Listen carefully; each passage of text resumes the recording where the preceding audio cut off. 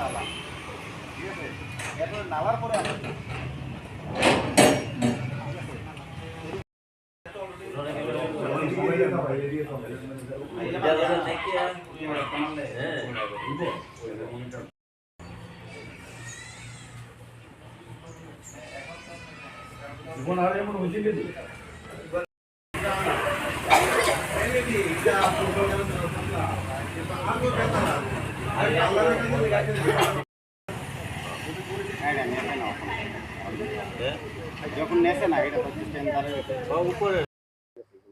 ব্যাপারটা হয়েছে, এটা হয়েছে আমরা ডুকলি বনকুমারী কালীবাড়ি সংস্থা।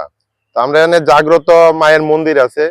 তো আমরা প্রত্যেক অমাবস্যাতে মায়ের এখানে ভোগ লাগে, কিংবা আমরা প্রত্যেক সময় নিত্য পূজা হয়। আজকে প্রতিদিনের নাই, আজকেই আমাদের পুরোহিত সকালে যখন মায়ের জল তুলসী দেওয়ার জন্য আসলো, তখনই ব্যাপার দেখতে পারলো যে মন্দিরের গ্রিলটা, মানে যে আমাদের তালাটা আছে, তালাটা খোলা। তারপরে প্রণামী বাক্সগুলা একদম ভাঙ্গাচুরা দেখতে পেতেছেন। ওইখানে প্রণামী বাক্সটা ভাঙ্গাচুরা অবস্থায় আছে। ওইখানে প্রত্যেক দিনে মানে আমাদের পুণ্যার্থীরা যারা যে পয়সা করি মা মন্দিরে অর্পণ করে, ওইগুলো নিয়ে গেছে।